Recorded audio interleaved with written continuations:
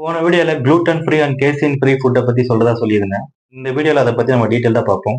வாங்க வீடியோக்குள்ள போலாம்.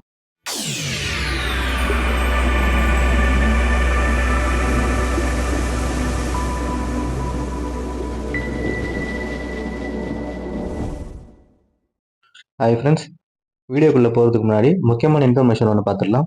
நிறைய குழந்தைங்களோட பேரண்ட்ஸ் குழந்தைங்களை பல்வேறு காரணங்களால தெரப்பி சென்டருக்கோ இல்லை ஸ்கூலுக்கோ கூட்டிட்டு போக முடியாத சுச்சுவேஷன்ல இருக்காங்க. அப்படிப்பட்ட குழந்தைகளுக்கு நம்ம கம்மி ஃபீஸ்லேயே ஹோம் தெரப்பி கொடுத்துட்டு இருக்கோம். டிஸ்பிளேல தெரிகிற இந்த ஏரியாவில் உள்ள எந்த குழந்தைக்காவது ஹோம் தெரப்பி தேவைப்பட்டா கீழே உள்ள நம்பரை கான்டாக்ட் பண்ணுங்க. வாங்க இப்போ நம்ம வீடியோக்குள்ள போகலாம்.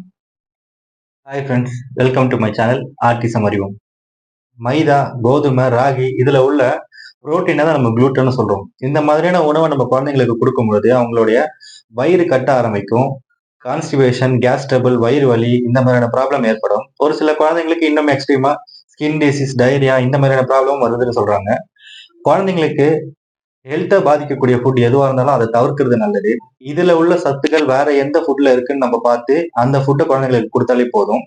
1980ல இந்த gluten free and கேசின் free food method use பண்ணி நிறைய குழந்தைங்களுக்கு டெவலப்மெண்ட் பார்த்ததா ஒரு ஆய்வு அறிக்கை இருக்கு.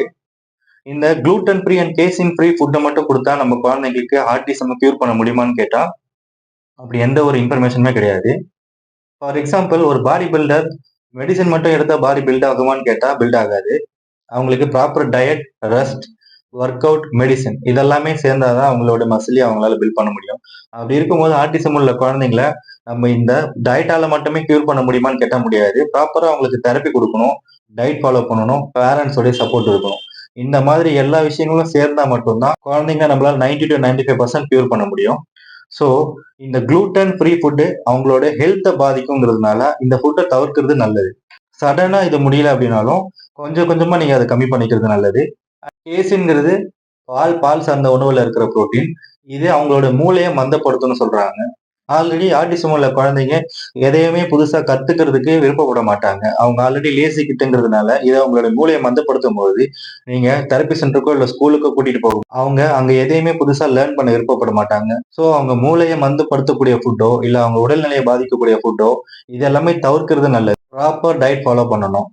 அவங்களுடைய ஹெல்த் பாதிக்காத ஃபுட்டு நீங்க கொடுக்கும்பொழுது அவங்க கரெக்ட் டைமுக்கு தூங்குவாங்க, கரெக்டா ஸ்கூலுக்கு போவாங்க, தெரப்பிக்கு போவாங்க.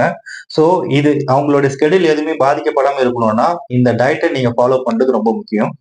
நான் போன வீடியோல சொன்ன மாதிரி ஃப்ரூட்ஸ், வெஜிடபிள்ஸ், சிக்கன் ஐட்டம் கொடுக்கலாம், ஃபிஷ் ஐட்டம் கொடுக்கலாம், கீரை வகைகள், நட்டு இந்த மாதிரியான பொருட்கள்லாம் நீங்க கொடுக்கும்பொழுது இந்த கோதுமை, மைதால உள்ள சத்துக்களை நம்ம அதுல ஈடு செய்ய முடியும். ஸோ ப்ராப்பர் டயட்டும் முக்கியம், குழந்தைங்களுக்கு எஜுகேஷனும் முக்கியம். அதுக்கு இந்த GFCF ஃபுட் மெத்தடை நம்ம ஃபாலோ பண்றது ரொம்ப அவசியம்.